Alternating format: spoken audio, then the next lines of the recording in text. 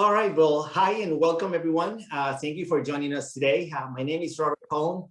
I'm a former board member of the Mass Bears and Cops, and today's guest has made a name for himself within the Boston gay scene, and his most current weekly residences include Club Cafe and Blend. Am I right, Stevie? Yes. Well, welcome, Stevie. Thank you for joining us today. How you doing? I am surviving. Join the club. Yeah, it's the best word I can describe these days. Well, you're looking good. You look healthy. Oh, well, yeah. COVID does a body wonders, right? Yeah, rub in that hair. I don't have any. Yeah. Alrighty. So before we get with all these questions and getting to know you a little bit, can you tell us how did you get involved with the Mass Bear and Cops community? So I had been involved with them DJing a few of their events here and there. Like I had done the Bear Cruise, I think now 4 years ago I started. Yes. Sounds about right. And after I did that, a lot of the guys just really enjoyed my music and my personality, I guess. And then when I became manager at Club Cafe, Bear Tea is one of the staples of Club Cafe, and I had figured out that it had kind of lost its traction with the Mass Bears, so I wanted to rekindle that relationship. And yeah, it's been great ever since. Perfect. And can I ask you a personal question? Sure. No, I'm just joking. Do you consider yourself a bear, an otter, a flamingo? That's my group. I mean, probably an otter. I'm definitely not a bear. I'm pretty skinny. But I mean, give me another 10 years, we'll see. I doubt it. All right. So please go ahead and tell us a little bit about yourself. Who is Stevie Psyclone? Well, I am 29, going on 30. Welcome to 30s. Yeah, I'm excited for 30. I grew up in the South Shore. I live in Dorchester now. I have been DJing for 10 years. My 10-year anniversary was actually just in January, which was very anticlimactic. I was like ready to plan a 10-year party and it did not happen. Well, congrats. Yeah. So that's like the super basic. Do you want me to, I don't know how specific you want me to get. Well, this is more of an informal conversation. So tell us whatever you want us to know about you. We just want to be friends with you and get to know you. Yeah, I live in Dorchester right now. I have been the manager at Club Cafe for 2 years now, the entertainment manager, if 2020 actually counts. So been doing that for 2 years. I love it. Definitely a big transition from the 9-to-5 life into nightlife full time. It's both amazing and it has its challenges with any career. Yeah. Awesome. Thank you for sharing that with us. And how did it all start for you as a DJ? Ooh, that's a long story. So 2 minutes. Yeah. Just joking. So when Machine had turned 18 plus back in 2010, it was like mid 2010. I was a freshman in college. I was 19 at the time. And I just started going every week because I was already driving my ass down to Mirror Bar like 5 to 6 nights a week to go clubbing because I was that addicted to it. And then Machine turned 18 plus. Yeah, Machine turned 18 plus, and it was like the free college bus over to Fenway. And once I started going there, I became friends with the manager and resident DJ, Darren Friedman. And him and I just became really good friends. And he taught me, here and there. I started working working at Machine, doing kind of like odd jobs to like kind of skate past the $15, under 18 cover. So, anything that I could like get in there prior to it opening so I didn't have to pay the cover. Because, times are tough when you're 19 financially. So yeah, I learned how to do lights. I like to do the club lights. And they had just offered me to play music in the pool room on a Saturday night, which at Machine, on Saturday nights in the pool room, there was nothing. So it was me and Rob Vitello, and not really many people came, unsurprisingly. And then they transitioned me to Tuesdays upstairs at Ramrod. And I was there for like 2 years almost, DJing on Tuesday nights in the Ramrod, which you can imagine was packed. Fun times. Yeah, exactly. And then like the super, Cliff Notes version is I went to UMass, I DJ'd out there. I came back after I was done at UMass, and I DJ'd a lot of the straight bars, and then started up doing So Hot Saturdays at Now Blend, then Peggy O'Neill's. And then I started doing karaoke at Club Cafe, being a host for karaoke. And that just kind of evolved from there. Awesome. But it was around like 6 years in is when I really started to get like traction, Well, you have become an icon in our community, and I think we were talking about that the other day. Yeah, you have a big following. You have a lot of fans.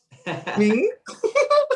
Go on, please. I am sharing a screen with your social media. Can you see it?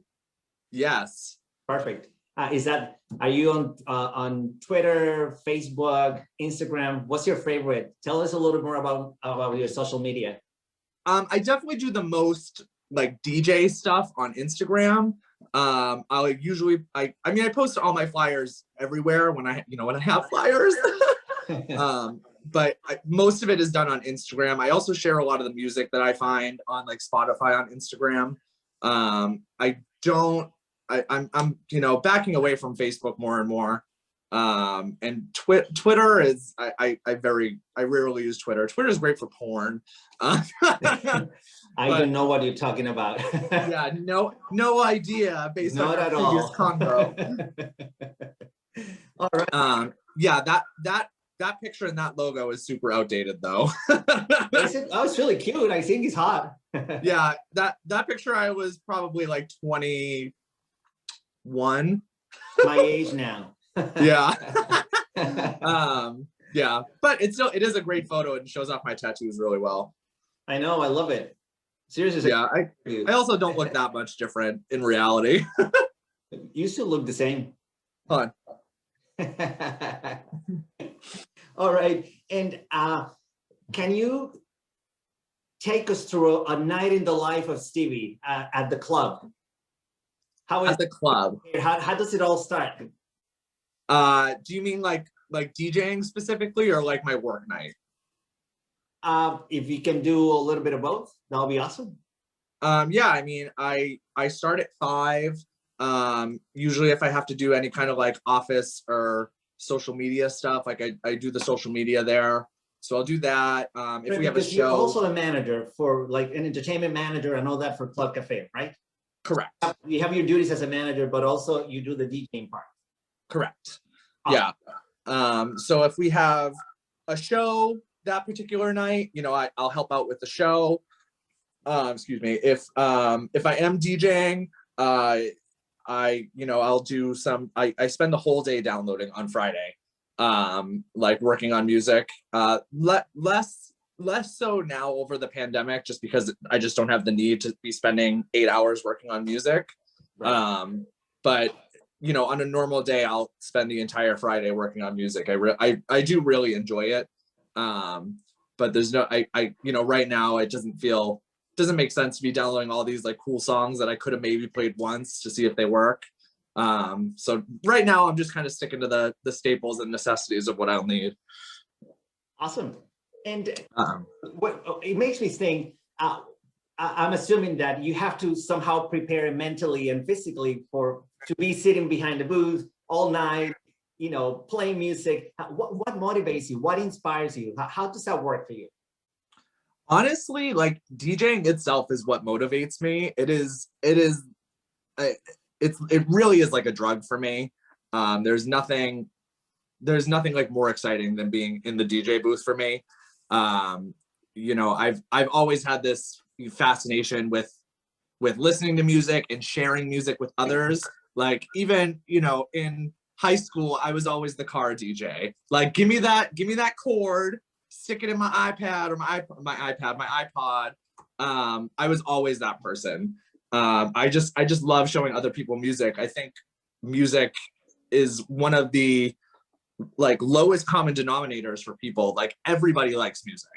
You know what I mean? There's always I could probably meet Hitler and I'd be like, you know this song? And he like, it might, and not that I'm hanging out with Hitler anytime soon, but my point is that, you could find someone the like most polar opposite of you, and there's probably at least one song out there that you two can agree on. Do you know what I mean?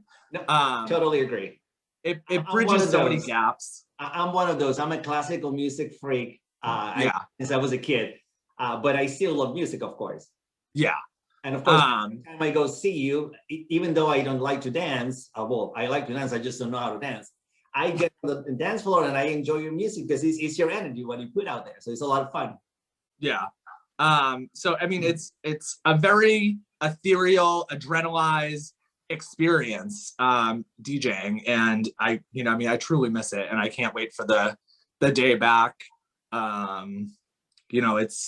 It took a lot on me mentally this past year.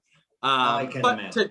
to get back to your question, I will spend the day downloading, usually, even if I like if I have a Saturday gig, I do all my downloading on Friday. I'll usually try and find a few more songs like that Saturday. I will always try and download music the day I'm DJing, just see if I can find any like last minute oohs,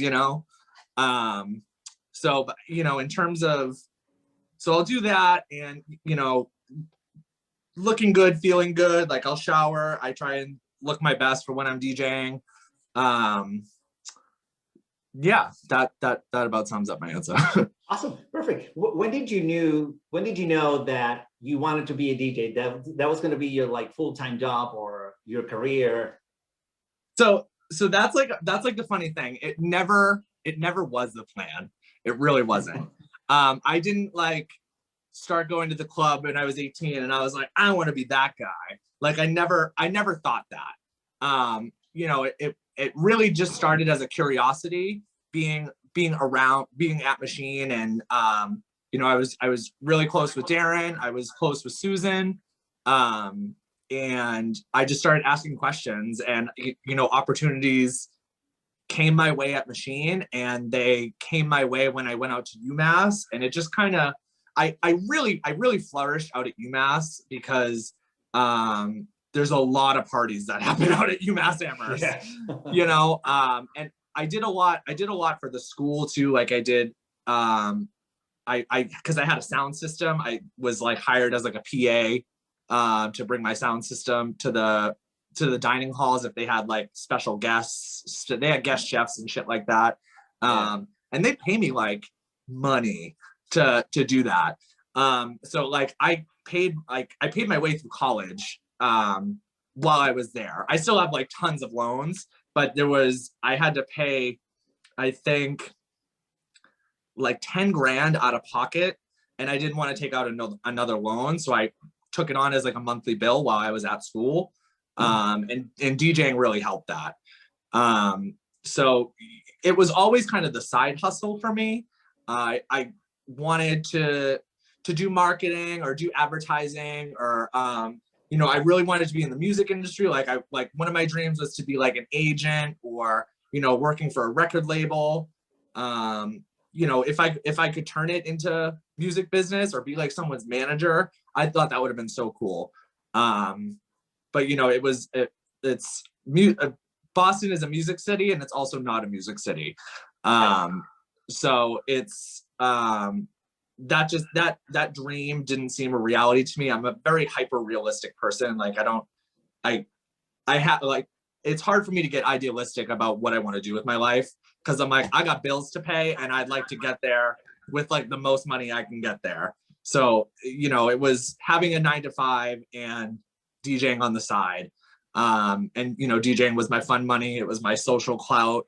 But I still had my day job. And it just kind of transformed to that. You know, I took it very seriously because I liked it.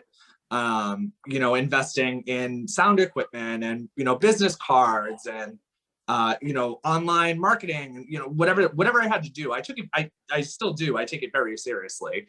And it wasn't because I was like, I'm gonna be a fucking DJ. Like it was just because I liked it and I wanted to be better at it and I wanted to do it more because it was fun and it paid well, you know? Exactly. So, you know, with the transition into it full time, it was, I mean, the position was offered to me. You know, it was like, we think that they were like, we think you're the right person for this job. And I was like, are you sure? Type thing. So, you know, it was nerve wracking because it is, you know, there's a lot of goods and there's a lot of bads with it, you know, but that's any career. And I drew myself a Venn diagram. I took it very seriously. And, you know, the transition was scary, but no regrets. Awesome. Actually, that makes me curious. What do you do when you're not DJing? Do you have another job? Do you have another career? So right now, nothing.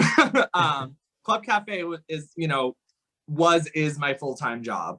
You know, normally I'm there 5 days a week and, you know, 40 hours. It's just 5 to 2 a.m. Wow, that's a full-time job. Yeah.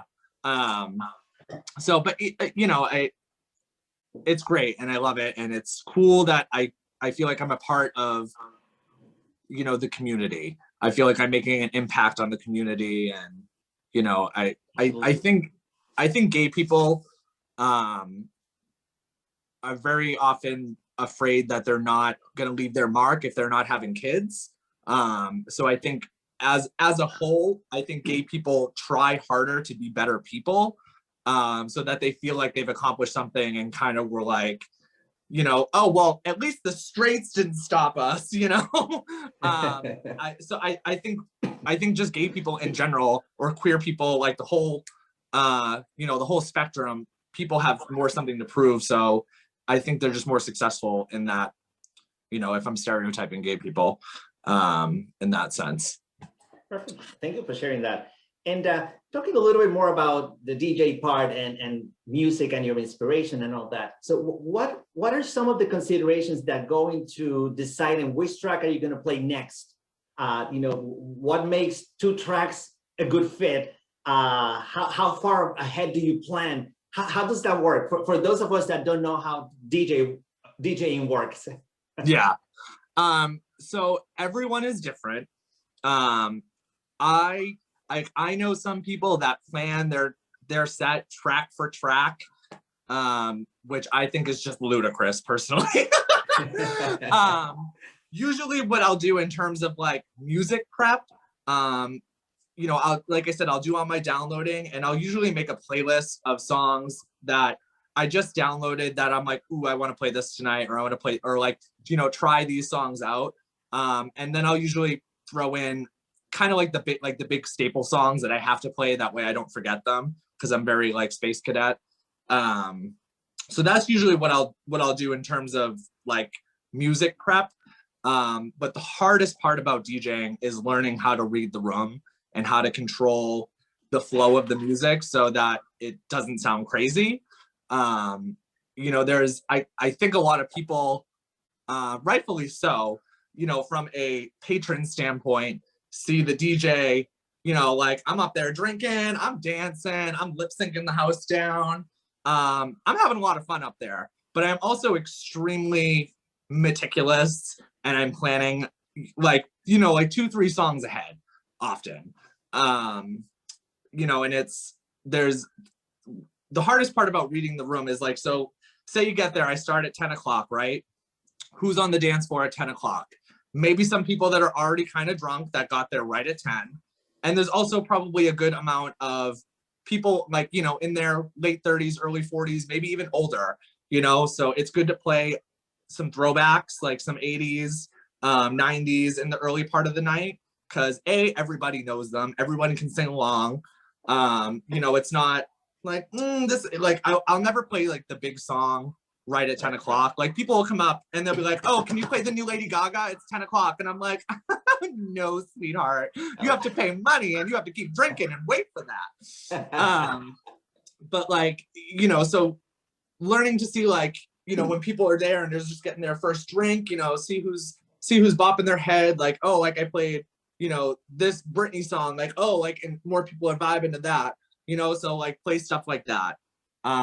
So that's really important to like pinpoint, especially early in the night, what people are vibing to. Right. And then the second part, which is something I learned even like later in my DJ career, was when I really started working at Club Cafe more often. You can't just like play Lady Gaga and then go Latin song and then go, you know, like rap song. You can't like, that's not how it works. You know, like so that's why when people throw in requests and they're like, I want to play it next. And I'm like, that's hard, you know, because I mean, people don't factor in like tempos of the songs to like, you know, it makes sense. But then if I'm playing, you know, Britney Spears and someone comes up and they request Brazilian music, I'm like, I can't go right from Britney into Brazilian music. I could, but it sounds weird. Right. You know, you have to go like Britney and then like Rihanna and then maybe like a mid-tempo kind of like R&B song. Transition, right? Yeah. So it has to be a flow. And that's why why DJs get like annoyed by requests is because if, you know, you're planning 2 or 3 songs ahead and then someone asks for a song, like, you know, that throws off the flow, especially if it's at like a radically different tempo. Because then that means I have to, you know, switch genres, switch tempos, and then I got to get back from that to wherever I'm trying to go. So it just throws off the mental flow. But now I forget what the original question was because I go on tangents. It was kind of like a long question. What makes 2 tracks a good fit? But I think you answer all of the questions. You know, how far ahead you tend to plan. Yeah. Listening to you talking about people requests is actually one of my, I think every time I go to a club and I see people lining up to ask questions and requests to the DJ, I'm like, how productive can you be? And is that annoying or not? So can you talk to us about that? What is so, I mean, to DJ on a fun, hot night? So, I mean, a lot of people come up just to say hi, which I love. I love people coming to say hi to me. You know, at Club Cafe specifically, we have the request sheet. And the request sheet is great because people can go up there and just like write it down. And when I'm like, usually I go to the request sheet when I'm like, I'm kind of hitting like a brain fart. I'm like, what should I play next? And I'll like go down the request sheet. Most oftentimes people are requesting like the biggest songs at the time. So it's kind of like, like I was going to play that, you know? But every so often I'm like, that's a good one. I'm like, I haven't played that in a while, you know? And then I'll work that in. That's kind of how I go. Like I work with the requests. You know, people, like you said, people requesting the biggest songs, you know, I'm going to play them anyway, but they feel like they did something because they wrote it down, which is important. I do like the request sheet. You know, some people can get a little testy with it. But, you know, for anybody watching, let me tell you, money talks. You want that song? Like some guy came up to me once at like 10:30 at night, and he started off strong. He said, he's like, I really like your music. I was like, ooh, good. Starting off with a compliment. That's a good one, right? And then he said, it's my husband and I's anniversary. And he's like, will you play We Found Love? And he handed me 100. I was like, I will pay it 3 times over for $100, bitch. Like I'll play it anytime you want tonight. Right. Especially like a song like We Found Love. Like, you know, easiest song to play in a gay club. No one's gonna be mad about that. Of course. You know? Yeah. So the requests are fine. You know, I like I said, I do love people saying hi to me. It's more so when I'm working and people are like, hey, like trying to get my attention, and I'm like mixing a song and I'm like, ah! I mean, you know, that's just like social skills. Like, right, just, you know, be normal. yeah. Don't be a freak. Yeah. And although I think you talked a little bit about your state of mind while you're doing a set, but can you describe your state of mind when you're up in the booth and you're just in the zone? How does that work? I mean, there's definitely nights where I'm more in a vibe than others. Like, you know, there's some nights where I'm just like, my mixing is on point, my flow is on point, like I got the crowd in the palm of my hand, and I feed off the crowd is very how you get your energy, you know. And my light tech, Anna, that works with me, they are great energy in the booth as well. Like, we dance, we like fist pumping, and I try and work with them, being like, oh, there's like a really big, like, you know, part with no beats. I'm like, so give them some drama with the lights. So I interact with her a lot so that we're trying to make the music and the lights sound as cohesive as possible. And you know, when we're on that same wavelength and the crowd is there, oh my God, it is just like, I'm getting like goosebumps and excited talking about it. I can imagine. I feel the energy, and I feel the same in the other end. Yeah. And I mean, you know, having everybody sing along to a song is awesome. And also playing a song that people don't know and they're like going off to it. That is like that's like when I just start like creaming my pants. There's a term called breaking a record, and what that means, I'm pretty sure I've heard like other people have different definitions of it, but my definition of it is if I play a song that people don't know enough that people start requesting it. That means I broke the record. So it's a song that they've never heard before, but they come to Club Cafe often enough where they're like, oh my God, this is that song that like Stevie always plays on Fridays. That to me is like the coolest thing that I can do. DJing is being like giving that kind of impact to people, and creating those memories, because I have so many memories of when I first turned 18 and I started going down to Mirror Bar, and you know, I have this whole playlist on my computer of like Mirror Bar songs. So I really hope that, you know, I hope people are making playlists of like Anthem Friday songs or Club Cafe songs. That would make me like, I can't even tell you what that would do to me. You know, I'm sure someone out there is doing the same thing you did back with the Mirror Bar days. Yeah. I'm sure that playlist you know, with but, us. yeah, and you know, those are memories I'll always have, and memories with my friends and stuff like that. And you know, you're 18. Those are like the who gives a fuck years, you know, and Exactly. I didn't give a fuck, and it was the best. And I have, you know, an awesome soundtrack to those years. So yeah. Awesome. And thank you again for sharing that with us. And, you know, a weird question. During this past year, this pandemic, how have you been able to stay connected with, not only with your close friends, but with your followers? It's been hard on, you know, on everyone, you know, and it's come in waves. You know, the first few months of it all, you know, it was arbitrarily just checking on, you know, obviously checking on my close friends often, but, you know, checking on other nightlife people. A lot of the drag entertainers in the city, you know, I was and continue to be worried about them, you know, both financially and like mentally. It's really draining on everyone. But, you know, I try and stay in contact, you know, personal messages, but I also just was I tried to do the live streams over the summer. But I'm still pretty active on social media regardless. So I don't think anybody forgot about me in that sense. But so what was the other part of the question? You know, how do you, what have you done professionally and what have you done in terms of keeping in touch with your fans and friends and family and all that? I think you answered it well. All right, cool. Awesome. And back to the music, because that's, I think that's the, where we can see you shining a little more. What is that track that never gets old for you, no matter how many times you hear it or play it? What's your favorite one? I have two because you can't just decide on one. Right. Khalees a cappella, because it was the very first song I heard in a gay club, and I remember being like, "Is this what it is?"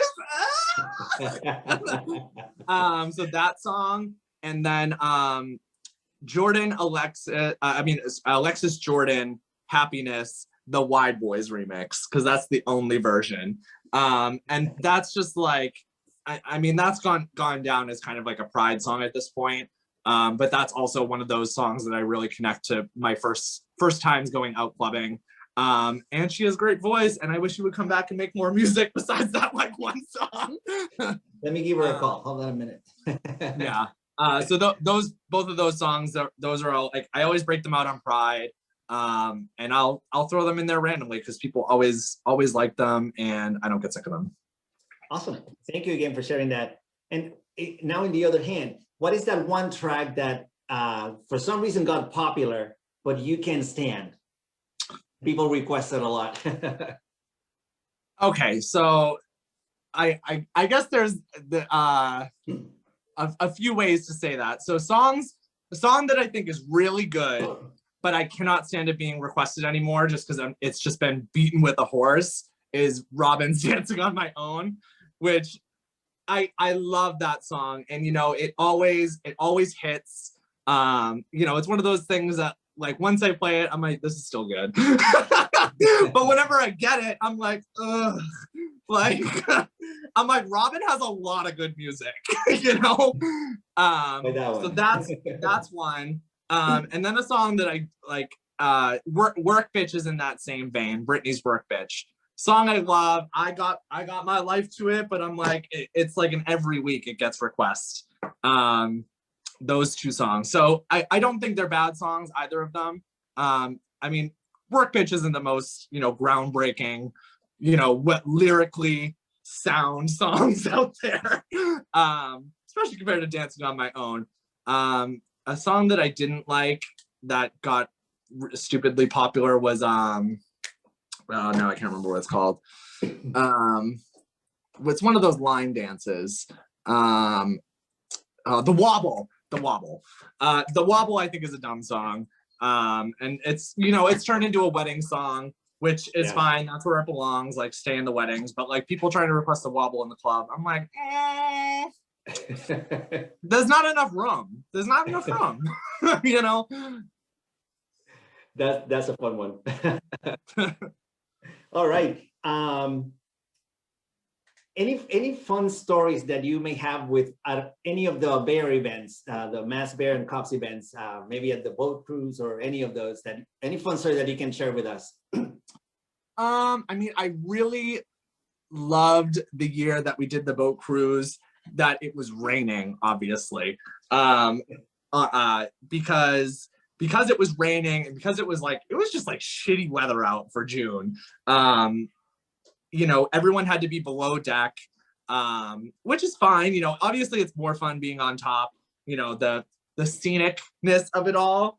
But because it was because of the weather, everyone was below deck, and like people started getting down to like their jock straps, and like it was like a naked dancing party on the water. I was like, this is awesome, because you can't really do that on the top deck because it's, you know, nice weather or not, it's a little cold on the water, to be like naked.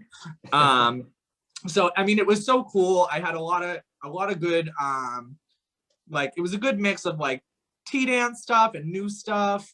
I don't know, I had so much fun that year. I obviously had fun, you know, the last year we did it when it was like 85 degrees out and like beautiful weather. It was like the perfect day.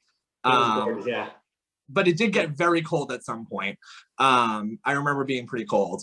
But either way, I mean, the cruises are always fun because it's like you're on a fucking boat. It can't get, you know, you can't get more fun. Exactly. Yeah. Well, we're looking forward to the next one. Hopefully you'll be there too. We'll find out. They better, right? Yeah. All right, Stevie, and what is next for you after this whole pandemic and this whole mess ends, hopefully very soon? What's next for you? I mean, I'll be happy to just get back to work, you know. I really just, it's going to be getting back on my feet, you know, figuring out how to do things in the new normal, you know. I mean, I'm really excited to get back to Blend. I love doing the parties at Blend. It's a very different, it's a different atmosphere. Yeah, tell us a little more about Blend. Okay.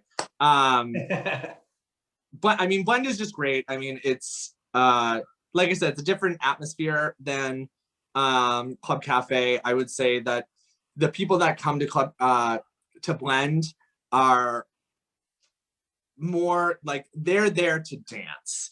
And not to say that the people at Club Cafe aren't, but I think people that come to Club Cafe know what they're getting. You know, they have an expectation of what they're getting. Versus at Blend, because, you know, we started So Hot Saturdays there, and it was just kind of always whatever we decided it was going to be that week. People come in with an open mind more, I think, so I can get away with like goofier, riskier, like bullshit when I'm DJing at Blend. You know, I can go from Joan Jett, I Love Rock and Roll, into like Chris Brown dance remix, back to like you know, Proud Mary if I wanted to, you know what I mean? And nobody's ever confused there. I don't get people being like, like, I mean, there's been a few times that like any DJ gig, but you know, at Club Cafe, people have more, I think, more balls to like be rude. I remember once I had somebody go like this to me, like from in front of the DJ booth. They were like, I'm like, oh, play it again? Oh, I'll play it again. I don't know, but Blend is just a lot of fun. You know, I mean, it's the owners of Blend. It's like a family run business. So like, it feels like I'm part of the family, which is awesome. I mean, everyone there that works there is so great. Great space too. Yeah, and you know, and the coolest part is it was like, it was nothing kind of before the party, which it's been really cool to be a part of that, you know, from it being, it's So Hot Saturday started out as a birthday party for one of the bartenders at D Bar. And yeah, and because he was a bartender, like a lot of people came. So we were like, hey, like, let's try this again, you know? And it just snowballed from there. And, you know, it's turned it from like a towny straight bar into like a flourishing gay bar. And you know, in a time where so many spaces are closing and we're losing more than we're gaining, so it was really cool to be a part of a game, you know. Awesome. Well, Stevie, this has been a pleasure just talking to you. Hopefully we can get to do it again, because I do have a lot more questions, and I'm sure we'll hear from the group as well. Anything that you want to tell us about, last thing you want to tell us about you, about future plans, or anything that you forgot to tell us that you think might be relevant?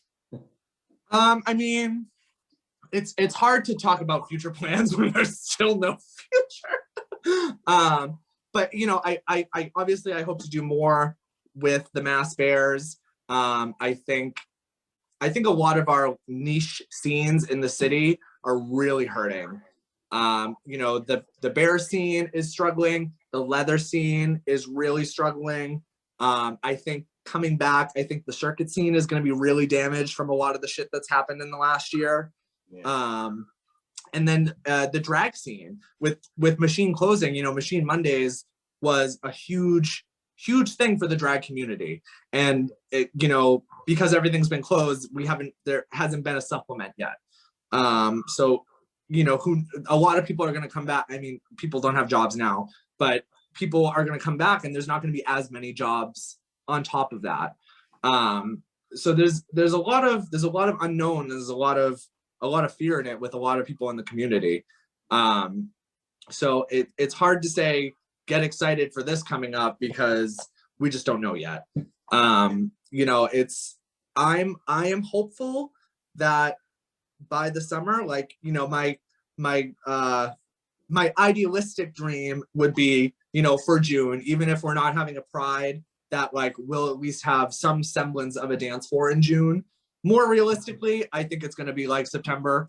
But yeah, you know, and I wouldn't be surprised, honestly, if Massachusetts was one of the states to be on the tail end of opening specifically, just because with how the vaccine rollout has been. So I'm hoping for June. You know, I do hope to travel more. I was supposed to DJ in Houston, you know, summer 2020, but obviously that did not happen. So I hope I can get that again. I would hope that I can. I still have not been able to break into NYC. I've done Fire Island a handful of times, oddly, when I haven't done NYC. That sounds fun. That's all about who you know, girl. So I would like to break into NYC. The good part about my position now at Club Cafe is because I handle bookings, you know, I can book my DJ friends in like other parts of the country and be like, oh, you can bring me there. Like, cause that's how the Houston gig was working. I booked Dirty Disco and they're remixers and they own the Houston Eagle. Yeah, so and the Eagle in Houston is much larger than ours. So, you know, that was like my switcheroony kind of deal. But in terms of local stuff, you know, I'm really excited to get back to Blend. I'm really excited to start off DJing again at Club Cafe. And I'm really excited to kind of rework what's happening at Club Cafe. Like, I think this is a good opportunity to come back with a fresh approach to the nightlife, versus, you know, if, you know, every Saturday night it's top 40 remixes. If I had a hip hop DJ in there on a Saturday night, people will be like, what's going on? You know, this isn't what I was expecting. But where we're coming back with a fresh start, now I feel like I have more leverage to be like a hip hop DJ on Saturday nights, you know, mixed in with other DJs, you know, and we're going to be reworking our Thursday night. I have to figure out something to do with tea dance, because tea dance is still a struggle when it's not bear tea, which is weird because I'm like, you know, if it could be busy with all these guys on one Sunday a month, why not just come more, you know? So, because I know right before we shut down, we had, I think, the busiest bear tea we've ever had. We did the Hanky Code party. That was a fun one. It was so fun. And, you know, I had the history project there and they got to sell hankies, which is great for them. Their executive director is a good friend of mine, and their office is literally behind Club Cafe. It's right next to Friendly Toast. So, you know, working with them, I want to do more community involvement. I want to get, you know, different DJs in there. You know, there's a lot I want to do with it, and I want to bring it with a fresh approach, stuff that will be, I want to make it more of a safe space for the community, because I know a lot of the younger kids in the community don't feel a connection to Club Cafe, and that's, you know, stuff that has to do with race. There's stuff that have to do with like physical safety. You know, a lot of members of the community, whether anybody likes it or not, don't really find Club Cafe to be a safe space for them. And I really hope that over time I can fix that. You know, and that's going to be working with more people in the community, more people of color. You know, I'm trying to bring on more people into Club Cafe like that, and just trying to do it right. You know, I'm not going to be the best person to know what to do with a black night. you know, so I'm bringing in a Black DJ because that is what makes sense, you know? So just trying to be respectful of the community's needs, and, you know, where we're continuing to lose spaces, whether I want to or not, places have to pick up the slack, you know, because there's only so many venues that are gonna allow a gay night to happen, you know? And even if they do allow it to happen, is it the safe space that a lot of these, you know, underrepresented groups are gonna feel safe at? Like, is a Black trans woman gonna feel safe, you know, in like Cambridge in College Town? You know, I don't know. But that's why Club Cafe should be that safe space option, you know, fail safe. And it's not for a lot of people. And that's something that I do plan to work on, and hopefully, you know, work for future generations. Thank you again for sharing that. And I mean, thank you for sharing that on here as well, because hopefully this message will get to a lot of other people that usually don't go to the clubs and stuff. So it's a good way just to see that it's not all just about the music. It's about bringing people together through your work, and the Mass Bears and Cubs as well. Right. Love it. I can't wait to work with the Mass Bears and Cubs again. Can't wait to work, period. And, you know, I can't wait for, my other idealistic dream is that when this is all over, people are just going to be so excited to be at a club. You know, it's not going to be, oh, there's too many women here, or there's too many young guys here, there's too many old guys. I think that'll change. It's just going to be, we're here. You know, we're out. So I'm hoping, especially with how music has been trending more towards like dancier stuff again, my fair weather dream is that it'll be like a new like club revolution, where people are just going to be like, you know, people that have turned 21 in the last year, people like me that are club rats that haven't gotten to have it in a year. You know, it's, I really hope that's what it means for the future, that it's going to be such a necessity that more places are going to have to open.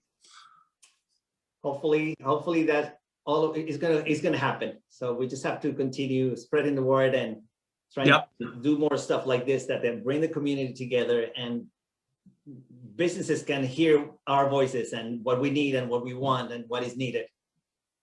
Oh my goodness. Alrighty, well, Stevie, thank you again so much for spending this time with us. Sorry it took longer than I expected, but it's always refreshing just to spend time with you, getting to know you better, and learning about your projects and hopes and your work. And we'll look forward to dance to your music very, very soon.